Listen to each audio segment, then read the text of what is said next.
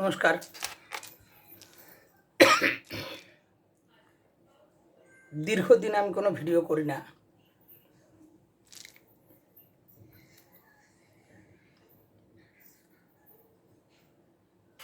এক ভাই এখানে প্রশ্নও করেছেন, দাদার ভিডিও করছেন না কেন?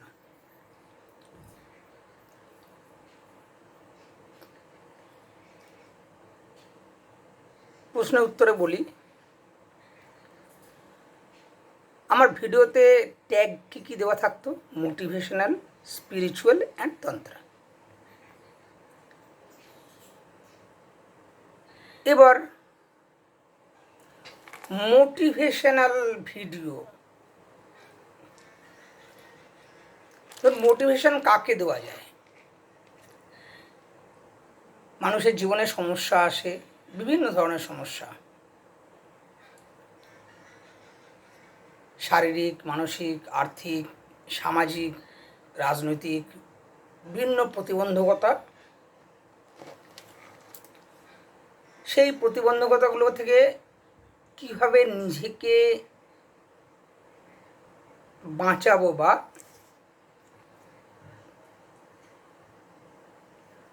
এবং অবশ্যই ওই আধিদৈবিক বা আবিচারিক ক্রিয়ার ইত্যাদির ফলে যে প্রতিবন্ধকতাগুলো এসে পড়ে, সেগুলো নিয়ে এখানে কথা বলতাম।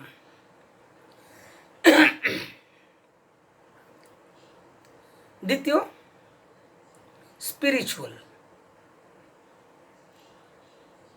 স্পিরিচুয়াল মানে আধ্যাত্মিকতা বা ধার্মিকতা, সোজা কথা, তাই তো? আচ্ছা, কখনো ভাবলে অবাক লাগে না যে ভারত তো স্পিরিচুয়াল দেশ, সাধু সন্ন্যাসীর দেশ, সেই দেশে এত দুর্নীতি কেন? মানে ঘাসের ডগা থেকে বই ব্রহ্ম পর্যন্ত, মানে আব্রহ্ম স্তম্ভ পর্যন্ত দুর্নীতি। কোথায় নেই দুর্নীতি? সে কোথায় নেই দুর্নীতি ছেড়েলাম, পলিটিক্যালি ব্যাপার হয়ে যাবে। দীক্ষা নিতেও দুর্নীতি।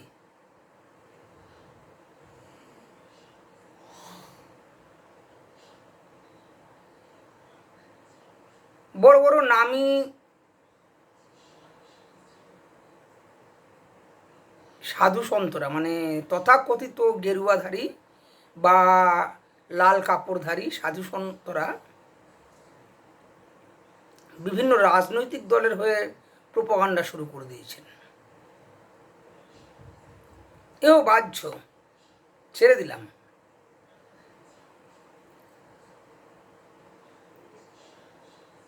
স্কুল লেভেলে যেমন একটা ধাপের ব্যাপার আছে না, মানে ক্লাস ওই নার্সারি থেকে শুরু করে ধাপে ধাপে ধাপে ধাপে একটা সময় গিয়ে আপনি MA, BA, MBA, MCA যা খুশি করতে পারেন। তো দীক্ষার ক্ষেত্রেটাও এরকম, ধাপে ধাপে উন্নতি। সেখানে টাকা দিয়ে দীক্ষা হয়ে যাচ্ছে, টাকা দিলেই। আবার টাকা দেওয়ার, আপনারা যারা ফেসবুক ঘাটেন বা ইউটিউব ঘাটেন, অনেকেই মনে অবগত আছেন যে বিজ্ঞাপনও দেখেছেন দীক্ষার প্যাকেজ, বাকি রইল তন্ত্র।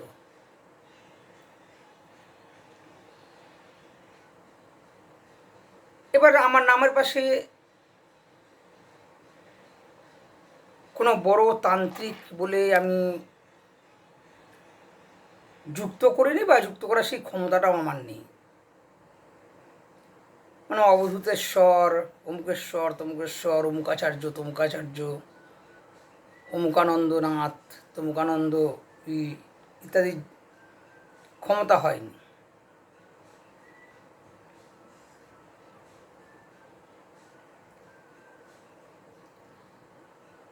এবং সেখানেও দেখছি প্রচণ্ড ক্যাচাল। উপলব্ধির গণ্ডি কার কতটা হয়েছে আমি জানি না, তো বই পড়া মুখস্থতার গণ্ডি যে প্রচুর। অমুক তন্ত্রে ইহা বলিয়াছেন, তমুক তন্ত্রে ইহা বলিয়াছে, অমুক তন্ত্রে এই প্রমাণ আছে, তমুক তন্ত্রে সেই প্রমাণ আছে, ঘোড়ার ডিম আছে। এদের দেখে মনে হয় কৃষ্ণানন্দ আগমবাগীশ মহাশয় এদের কাছে শিশু ছিলেন, শিশু,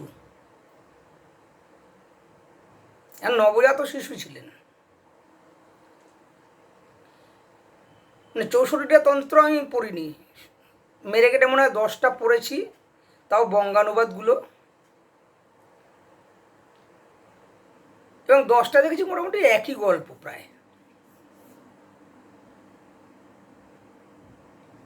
রিসেন্ট খুব লাফালাফি হয়েছিল ভূত জামতন্ত্র নিয়ে, তো হার্ড কপি তো পেলাম না, একটা সফট কপি পিডিএফ থেকে পেলাম, সেটাও পড়লাম। তো সেখানেও মোটামুটি দেখি একই গল্প। ওই মহাদেব বলছেন, মহামায়া বা পার্বতী শুনছেন, তাকে বিভিন্ন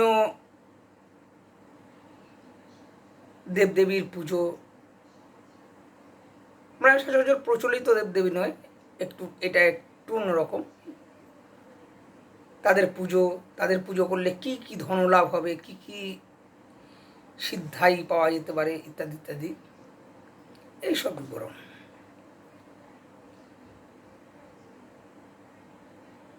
আমার এত যাওয়ার প্রয়োজন আছে কি? মানে যেমন আমরা বলি মহাভারতের সার হচ্ছে শ্রীমদ্ ভগবদ গীতা, গোটা মহাভারতের সার ওখানে তুলে ধরা হয়েছে। তেমনি 64টা আগমতন্ত্রকে ঘেঁটে আজ থেকে প্রায় 600 বছর আগে নবদ্বীপের এক মহাপণ্ডিত এবং তৎকালীন সময়ে বাংলার সবথেকে বড় তান্ত্রিক মনে হয়, সেই মানুষটা 30 বছর দীর্ঘ পরিশ্রমে একটা গ্রন্থ রচনা করলেন, বৃহৎ তন্ত্রসার।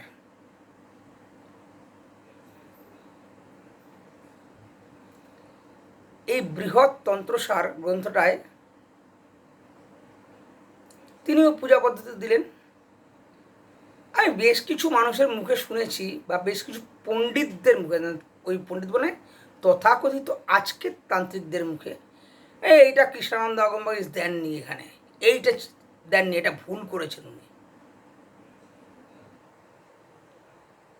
মানে বলতে চলে কাহা গোলাপ কা ফুল, আর দ্যাটস ঠিক আছে। মানে কৃষ্ণানন্দ আগমবাগীশের ভুল ধরছে কে? না আমার মতন ওই কিছু অপগণ্ড তান্ত্রিক দুদিনের,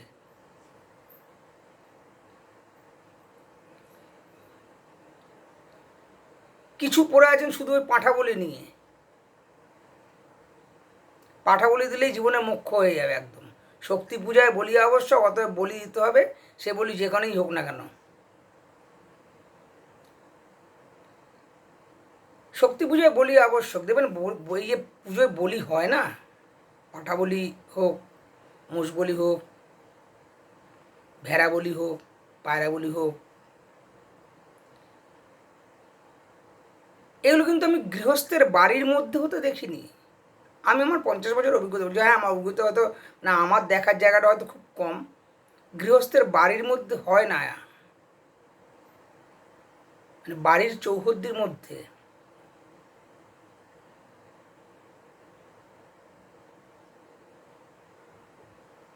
প্রত্যেকটি মন্দিরে আছে, অথবা মণ্ডপ বানানো হয়, সেখানে হয়। ইদানিং আমি দেখছি কিছু তান্ত্রিক বাবাজি তারা গৃহস্থ শিষ্যের বাড়িতে পুজো করছেন এবং বাড়িতেই বলি দিচ্ছেন। কতটা যুক্তিযুক্ত আমার জানা নেই, হাত জোর করে ক্ষমা চেয়ে নিলাম এই জন্য। কারণ আমি দেখেছি আমার অভিজ্ঞতায়, ওই বললাম আমার অভিজ্ঞতাটা খুব সামান্য অল্প, আমার অভিজ্ঞতায় আমি দেখেছি বাড়িতে বলি দিয়ে কেউ কখনো ভালো থাকেনি, যারা যারা দিয়েছে আমার দেখার মধ্যে।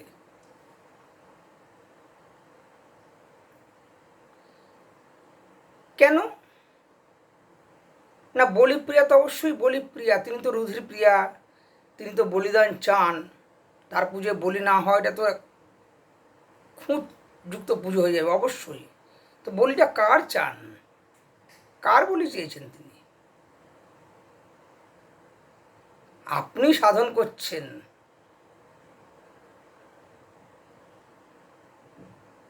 আপনি সাধনোত্তর স্তরে যাবেন, স্যাক্রিফাইসটা কাকে করতে হবে?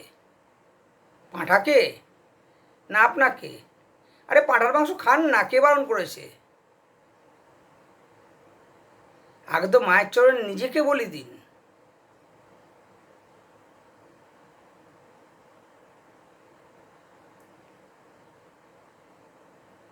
এই যে বলি, প্রচুর বিতর্কিত ব্যাপার এটা। বৈষ্ণব বাবাজিরা লাফিয়ে উঠেছেন বলি নিষিদ্ধ, বলি দিলে প্রাণী হত্যা হয়, অমুক হয় তমুক হয় ইত্যাদি হয়। লুকিয়ে লুকিয়ে মাছ মাংস খেতে অসুবিধা হয় না। এমনও লোক দেখেছি আমি, বাড়িতে ননভেজ চলে না, হয় না, মানে বাড়িতে রান্না হয় না, রাস্তায় বেরিয়ে খেতে দোষ নেই। রাস্তায় বেরিয়ে ডিমের devil, mutton cutlet, fish chop, pakora, কোনো দোষ নেই খেতে। যাওয়ার আগে, ঘরে ঢোকার আগে একটু মুখে জল ঠেকিয়ে নিয়ে ঘর ঢুকে গেলেই হলো।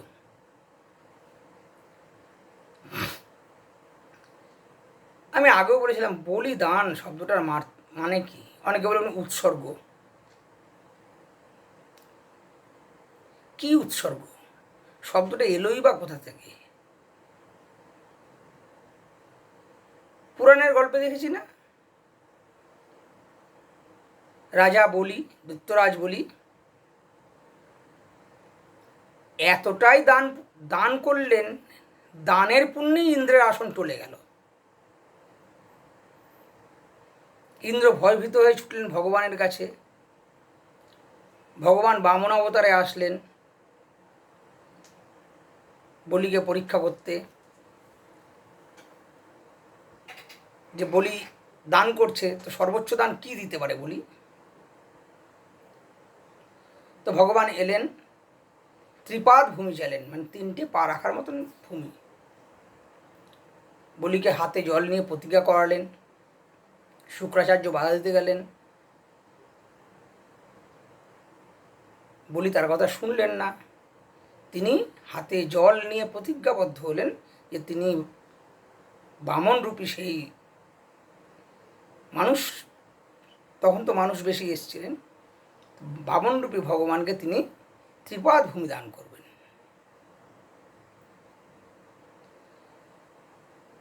তো প্রতিজ্ঞাবদ্ধ হওয়ার পর ভগবান 2 পায়ে বলির এই পুরো ব্রহ্মাণ্ড, মানে যতটা বলির রাজত্ব ছিল, ত্রিভুবন যেটাকে আমরা বলি, মেপে নিলেন বিশাল আকৃতি ধারণ করে, বিশ্বরূপ ধারণ করে সোজা কথায়।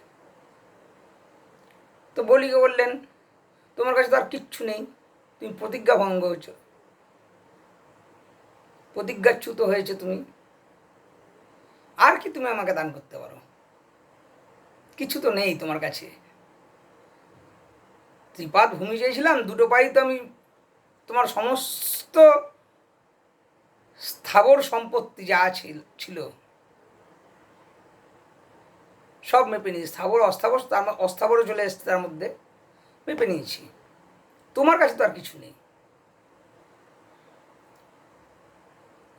বলিও বুদ্ধিমান, সামনে যখন ভগবান, ভক্তেরও বুদ্ধি খুলে যায়। তো বলি কি করলেন, কিয়ৎক্ষণ ভাবলেন, তারপর তিনি ভগবানের সামনে হাঁটু মুড়ে বসে পড়লেন, মাথা থেকে রাজমুকুটটা নামিয়ে রাখলেন ভগবানের পায়ের কাছে। রাজমুকুটটা নামিয়ে রেখে ভগবানকে বললেন, প্রভু একটা জিনিস এখনো আমার আছে, আমার বলি, এটা আমার বলি আমি। তো মাথা তো ঈশ্বরের স্থান, আপনি আপনার ওই 3য় পদটি আমার মাথায় রাখুন। ভাবুন এটা কত বড় আশীর্বাদ। সে ভগবানের কাছে চেয়ে নিল আত্মসমর্পণ করে। তা আমার তো আর কিছু নেই,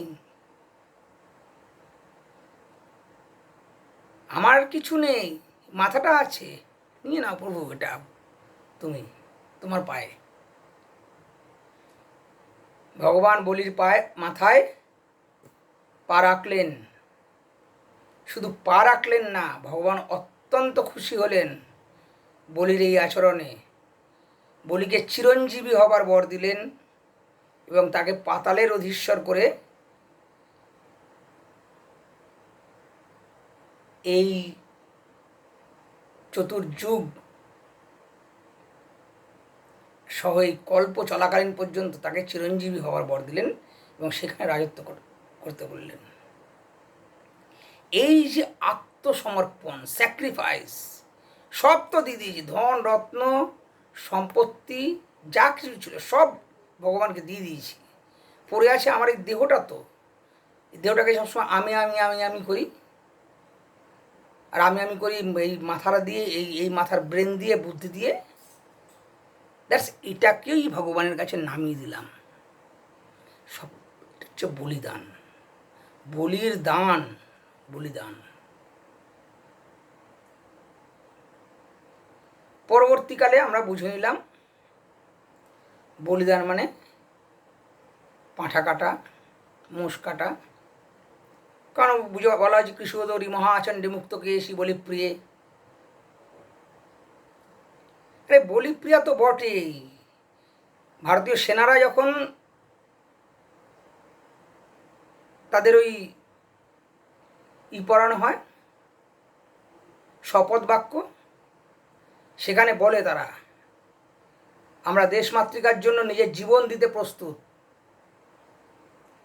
তাহলে বলিদান তখনই সম্পন্ন হবে যখন তুমি তোমার মায়ের অপমান বা তোমার ইষ্টের অপমান বা তোমার গুরুর অপমান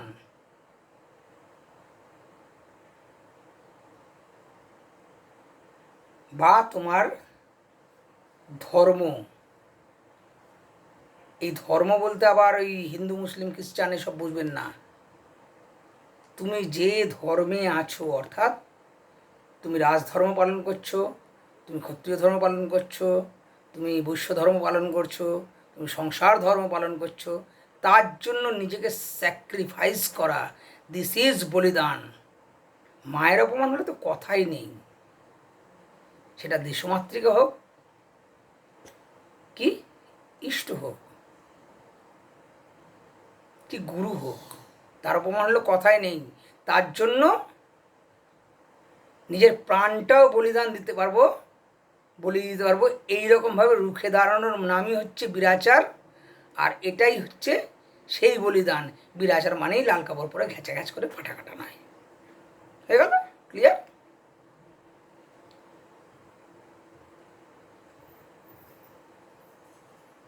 পাঁঠা কাটছো, হ্যাঁ কাটতেই পারো অবভিয়াসলি। আর নিম্ন স্তরের জীবকে উপর স্তরের জীব ভক্ষণ করবে, এটাই স্বাভাবিক, এটাই স্বাভাবিক। ও তার জন্য কোন পুরাণে কি, অর্বাচীন পুরাণে কি লিখলো, মাছ খেলে এই হয়, মাংস খেলে ওই হয়, আমি তো দেখিনি, তুমিও দেখোনি। স্বর্গনরক যদি বলে কিছু থাকে, কর্মফল এখানেই ফলবে। তার জন্য শনি রাহু কেতুকেও ভয় পাওয়ার প্রয়োজন নেই। তোমার কর্ম যদি ঠিক থাকে, তোমায় কাউকে ভয় পেতে হবে না। কিন্তু এই যে বললাম বাড়িতে বলে দেওয়া, কেন বললাম এটা? আমার কিছু চেনা পরিচিতর মধ্যেই আমি দেখেছি এই জিনিসটা। বাড়িতে কালী পুজো করেছে আমার একটি ছেলে, আমার সন্তান। আমার সঙ্গে যোগাযোগ হওয়ার আগে সে তার বাড়িতে কালী পুজো করে এবং তাতে যথারীতি সেখানকার পুরোহিতের কথা অনুযায়ী পাঁঠা বলি দেয়। এবং সেই বাড়ির চৌহদ্দির মধ্যেই। ইভেন আমি আমাদের দেখেছি, আমাদের একসময় কুলদেবতার যখন পুজো হতো, সেই পুজোটাকে হতো কিন্তু গঙ্গার ধারে গিয়ে, পাঁঠা বলিও হতো ওখানেই, পাঁঠা বলিও ওখানেই হতো। মানে যেখানে থাকি সেই বাড়ির মধ্যে হতো না। আমার ঘরে মাকে যে দেখেন, মা তো আগে অন্যত্র পূজিত হতেন, তো মায়ের একটি আটচালা ছিল, আটচালা বলবো না, চারচালা বলা ভালো, কারণ তার উপরে আর ছোটো করে ওটা বানানো হয়নি, চারচালা। সেই চারচালা এবং তার সংলগ্ন জমি, সেই জমি ঘিরে সেখানে সেই চারচালায় মায়ের বিগ্রহ স্থাপিত হতো, আনা হতো কালী পুজোর দিন, এবং মধ্যরাত্রে গিয়ে বলি হতো। কিন্তু বাড়ির চৌহদ্দির মধ্যে বলি দিয়ে এই আমি রিসেন্ট জানতে পেরেছি, রিসেন্ট মানে তাও মাস 6 বেশি হয়ে গেছে, ওদের পরিবারে একের পর এক অশান্তি শুরু হয়ে গেছে, তার আগে ছিল না। আমি এর আগে একবার গল্প বলেছিলাম, আমার এক চীনা পরিচিত এক দিদির মামা, তিনি আর্মিতে চাকরি করতেন। তিনি এরকম চাকরি পাওয়ার আগে তিনি কোথাও মানত করেছিলেন পাঠাবলির, এবং যথারীতি চাকরি পেয়ে তিনি সেখানে পাঠাবলি দেন, এবং তারপর পরবর্তীতে অনেক জল গড়িয়ে যায়, চাকরি পান, বিবাহ করেন, স্ত্রীর মস্তিষ্ক বিকৃতি দেখা দেয়।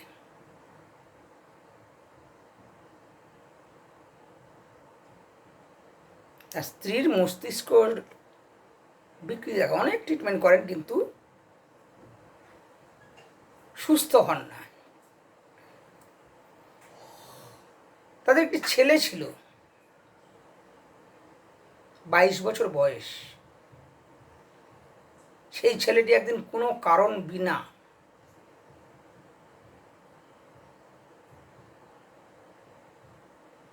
তার ঠাকুমা যে ঘরে থাকতো, ঠাকুমা মারা যাওয়ার পর সেই ছেলেকে সেই ঘরটি দেওয়া হয়েছিল, সেই ঘরে ছেলেটি সুইসাইড করে।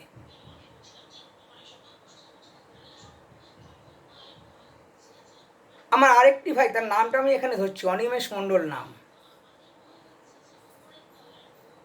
ওর নামটা ধরতে হয় এই কারণে বারবার, কারণ ও বারবার নিজের কর্মের জন্য গাড্ডায় পড়ে, আর দাদা দিদি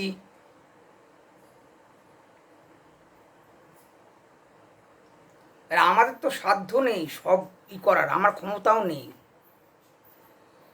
তো এর ক্ষেত্রে কি হলো,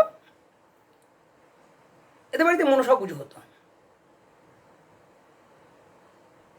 তো প্রথমবার মনসা পুজোয় বলি ফুলি দিয়ে পুজো করেছে এর বাবা।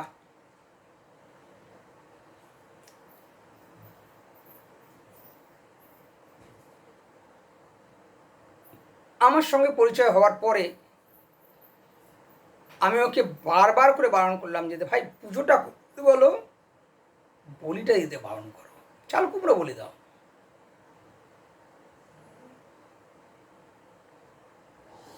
না, ওর বাবার উপরে কে কথা বলবে, ওরা কেউ কথা বলতে পারে না। আমি ওর মাকে পর্যন্ত বললাম, শুনলো না। পরপর এইভাবে 4 বার হলো, মানে 3য় পুজো হয়ে যাওয়ার 4র্থবার আমি প্রায় হাতে পায়ে ধরার মতন বলেছিলাম যে ভাই বাড়ির চৌহদ্দির মধ্যে বলি দিও না, দিও না, দিও না, দিতে বারণ করো, প্রয়োজন হলে খেটো বাঁশ নিয়ে দাঁড়াও, বলো ওখানে চাল কুমড়ো বলি দাও, বলি যখন দিতেও চাল কুমড়ো বলি দাও, কিন্তু পাঁঠা বলি দিও না। আমি কিন্তু আগেই বলেছি আমি পাঁঠা বলির বিরুদ্ধে নই, ক্ষেত্রটা বুঝতে হবে। শুনলো না, এবং তারপরে কি হলো না, মনসা পুজো হওয়ার 2 মাস বাদ থেকে তার পাইলসের প্রবলেম দেখা দিল এবং অঝরে রক্তপাত, এতটাই রক্তপাত যে নার্সিংহোমে ভর্তি করতে হলো। নার্সিংহোমও ইঞ্জেকশন স্যালাইন দিয়ে সেই রক্তপাত বন্ধ করা যাচ্ছিল না। গেল একটা পার্ট, তখন থেকে তিনি অসুস্থ, ধরা পড়লো লিভারের প্রবলেম। যে সে প্রবলেম নয় দাদা, cirrhosis of liver. Sonography report চাইলে আমি দেখিয়ে দিতে পারি, আমার হোয়াটসঅ্যাপেই আছে। কিন্তু কীভাবে ওইটা স্ক্রল করে দেখাতে হয় আমি এটাই পারি না, ভিডিও দেখিয়ে দিতে পারতাম। গত এপ্রিল মাসে রীতিমতো তিনি ঝিমিয়ে পড়ছেন, ঘুমিয়ে থাকছেন সারাক্ষণ। আমি যেহেতু একসময় মেডিকেল প্রফেশনে ছিলাম, আমি তাকে বললাম, আমি ওই অনিমেষকে বললাম যে ইমিডিয়েটলি বাবার এলএফটি করাও। এলএফটিতে ধরা পড়ল বিলিরুবিন 29.4। ভাবুন।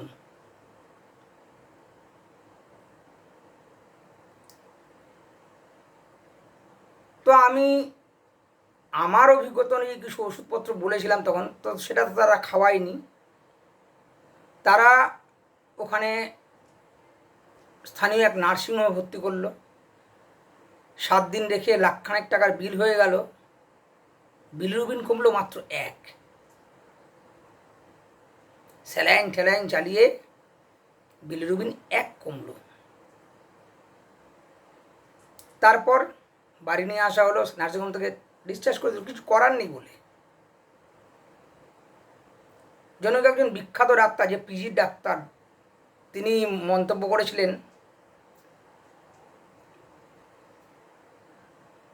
লাইফ স্প্যান খুব কম, এই পেশেন্টকে দেখে আর লাভ নেই, ভর্তি করে দিন। কোথায় না, আমৃতে।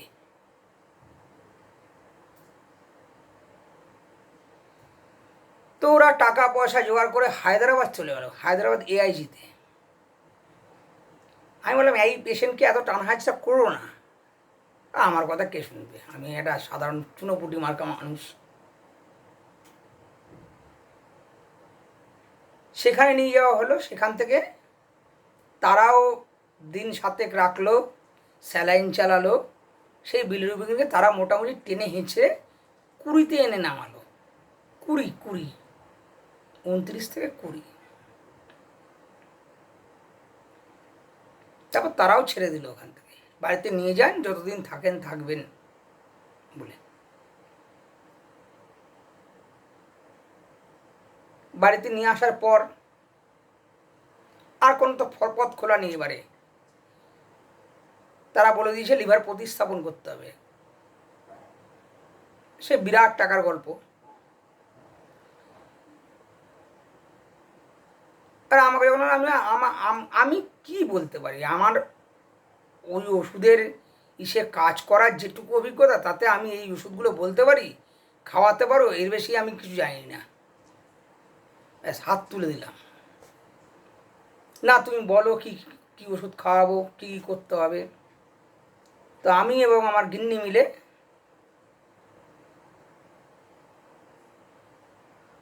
একটা চার্ট করে দিলাম, এই জিনিসগুলো খাওয়াতে হবে, এই ওষুধগুলো খাওয়াতে হবে টানা।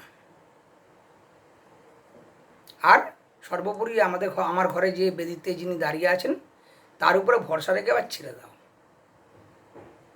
আর তার কাছে জোর হাতে একদম অনুতপ্ত হয়ে ক্ষমা চাইতে বলো যে বাড়ির চৌহদ্দির মধ্যে বলিগুলো দিয়েছিলাম কেন।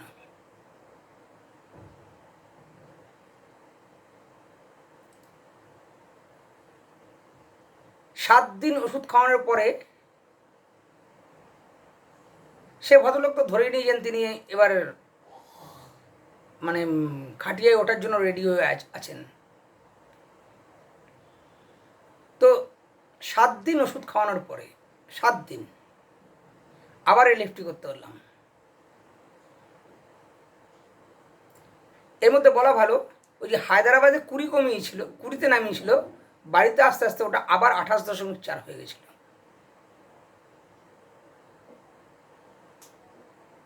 বাড়িতে নিয়ে এসে আবার যখন এলএফটি করিয়েছিল, ওটাই জার্নি আরই এতে ওটা আবার 28.4 উঠে গেছিল।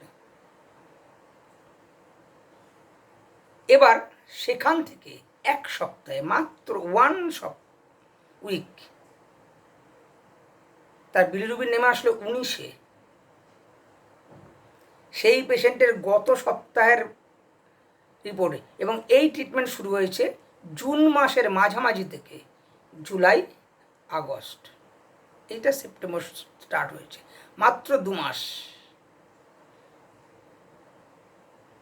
মাত্র 2 মাস তার ট্রিটমেন্ট।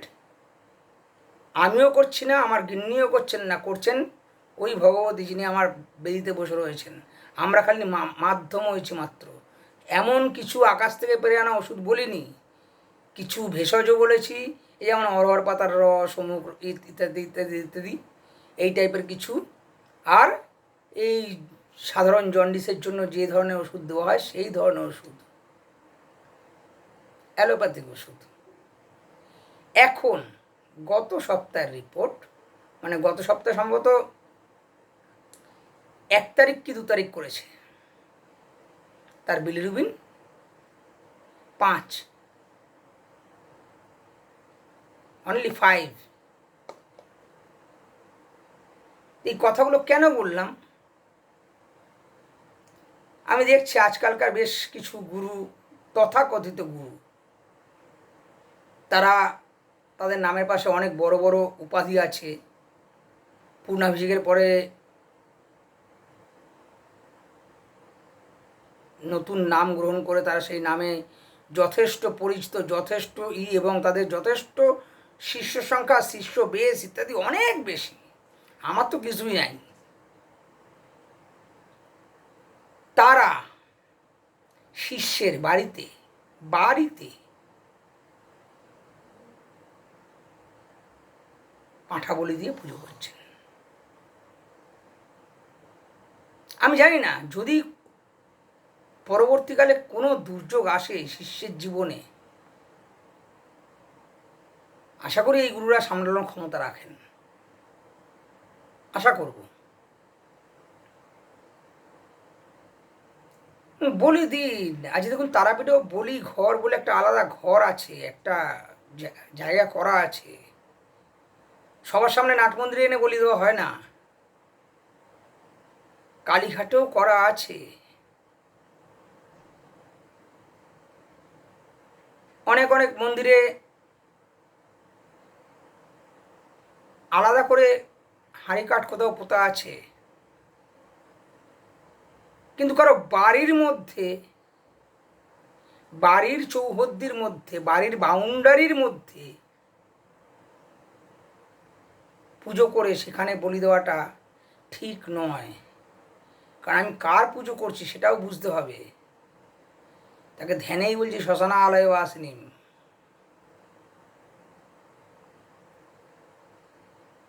আমি তাকে আবাহন করছি, জাগিয়ে তুলছি, বিগ্রহে তাকে আবাহন করছি, জাগিয়ে তুলছি, বলি দিয়ে তার পুজো করছি। তারপর ঘট নাড়িয়ে দিলেই তিনি চলে যাবেন? পুজোর প্রভাবটা থেকে যাবে না? পুজোর তো প্রভাবটা থাকবে। নাহলে কিসের জন্য পুজো করেছো? কিছু কামনার জন্য, কাম্য পুজোই তো করেছো সংকল্প করে। ব্যাস এইভাবে রিটার্ন চলে আসে।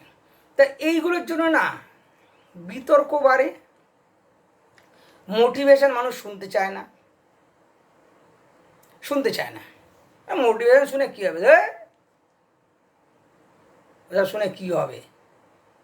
তার সাথে 2টো তন্ত্রের কথা বলে, 2 টোটকা, 3টে পাতিলেবু, 3টে কাঁচা লঙ্কা, 3টে লবঙ্গ, 7টা পেরেক, এইসব যদি টোটকা বলতাম, পাবলিক খুব খুশ। পাবলিক চাই মিরাকেল। একটা লেবুতে সিঁদুর মাখিয়ে হুং ফট সোহা করে রাস্তার মোড়ে ফিরে আসবো, কেউ পাড়ি চলে গেলে আমার দুর্ভাগ্যটা তার উপর দিয়ে চলে যাবে, এসব ভাবনা পাবলিকের মাথায় ঢুকিয়ে দিতে যথেষ্ট লোক বসে আছে এখানে। আজ তারাপীঠে মহাশ্মশানে সর্বকামনা সিদ্ধ যজ্ঞ করতে চললাম, আজ অমুক জায়গায় চললাম, এইসব দেখতে লাগে। ইদানিং একটা নতুন ট্রেন্ড দেখেছি, রাস্তায় পড়ে থাকা পয়সা, এবং রাস্তায় পড়ে থাকা পয়সা আবার তার মধ্যে কোন পয়সা না, একজন তো বিশেষভাবে মার্কিং করেই দিলেন যে সব দেহ নিয়ে যাওয়ার সময় অনেক সময় পয়সা ছড়ানো হয়, দেখেছেন খইয়ের মধ্যে পয়সা দেওয়া থাকে, সেই পয়সা যদি কুড়িয়ে পান, কি কুড়িয়ে পেলে কি করবেন না, ওটা নিয়ে আসবেন, ওটা নিয়ে এসে ভালো করে গঙ্গা জলে ধুয়ে সিঁদুর মাখিয়ে ওটাতে ফুল জল দিয়ে পুজো করে, আদব চালে ফুল ফুল টুল দিয়ে পুজো করে ওটা আপনার ঠাকুরের আসনে রেখে দেবেন। বা রে বা, কি বুদ্ধি! কেন বুদ্ধি আমি এখানে আর বিতর্ক চাই না, করুন, যিনি করবেন তিনি বুঝবেন, আমার কি, আমি তো সকলের দায়ভার নিয়ে বসিনি বা সকলকে এই করতেও বসিনি। এখানে বসতাম ওই যে বললাম না, মূলত আপনাদের মধ্যে সচেতনতা আনার জন্য, আপনাদের সচেতন করার জন্য যে এইগুলোর থেকে দূরে থাকুন। হ্যাঁ, তান্ত্রিক অভিচার কি যে হয় না, তাই তো বলিনি কোনোদিনও, হয়, সেগুলো থেকেও কীভাবে সাবধান থাকবেন সেই জন্য বসতাম এখানে। অনেকে ভেবে নিয়েছিলেন এটা আমি ব্যবসায়িক উদ্দেশ্যে, আমার ইনকামের উদ্দেশ্যে আমি চ্যানেলটা খুলেছি। তাহলে 1000 সাবস্ক্রাইবার হয়ে গেছিলো, 3000 ওয়াচ আওয়ার পেরিয়ে গেছিলো, সেখান থেকে এতদিন ভিডিও বন্ধ করে দিয়ে সেই 3000 ওয়াচ আওয়ারকে একদম তলানিতে নিয়ে বসতাম না। কারণ কাকে সচেতন করব, কে বসে আছে সচেতন হওয়ার জন্য? তাছাড়া সচেতন হবে কি দেখে? 10টা বড় বড় সংস্কৃতের শ্লোক ঝাড়তে পারবো, অমুক তন্ত্রে তো এই প্রমাণ দেওয়া আছে, তমুক তন্ত্রে এই বলা হয়েছে, এইসব দিতে পারবো, অমুকভাবে অমুক দীক্ষা হয়, তমুকভাবে তমুক দীক্ষা হয়, এসব বলতে পারবো, তবে তো মানুষ অ্যাট্রাক্ট হবে। আমার কাছে অ্যাট্রাক্ট হওয়ার মতন কিছু নেই তো, সোজা সবটা কথা বলি। তাই যারা ভেবে নিয়েছিলেন ব্যবসায়িক উদ্দেশ্যের জন্য, তারা বুঝে গেছেন যে এই লোকটি এখানে ব্যবসা করতে বসেনি, ইউটিউব থেকে কামানো পয়সায় সংসার চালাবে ভেবে বসেনি। আর যারা এমনি ভিডিও দেখতেন, তারা দেখছি সেই মানে যে তিমিরে সেই তিমিরেই পড়ে আছেন, মানে বলে এখানে বকে বকে আমার লাভ হচ্ছে না কিছু না। আমি সচেতন করার উদ্দেশ্যে বসেছি তো, সচেতন তো দূরের কথা, আরও দেখছি এ বলছে এই প্রবলেম, দাদা আমার উপরে বান মেরেছে, দাদা আমার উপরে ই করেছে, অমুক করেছে। আমি কোনোটাই বলছি না, কিন্তু এগুলো তোকে বাঁচার উপায় তো বলেছি। দ্যাটস এইসব কারণগুলোর জন্য এখন আর ভিডিও করতে ইচ্ছা করে না। তাছাড়া নিজের শরীরও ভালো থাকে না সবসময়, এই জন্য এখন আর ভিডিও করতে ইচ্ছা করে না, ওই জন্য করি না।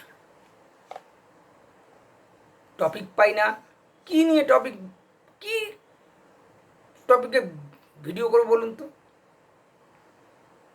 অমুক মোটিভেশন তমুক মোটিভেশনের নামে অমুকের জীবনে কী হয়েছে, তমুকের জীবনে কী হয়েছে, এসব। এর চাইতে মানুষ ওই কী সব ভিডিওগুলো হয় না, রিলস, ওসব দেখতে বেশি পছন্দ করে। এতক্ষণে বকবকানি কে শুনবে? যাই হোক, ভালো থাকবেন, নমস্কার, ধন্যবাদ।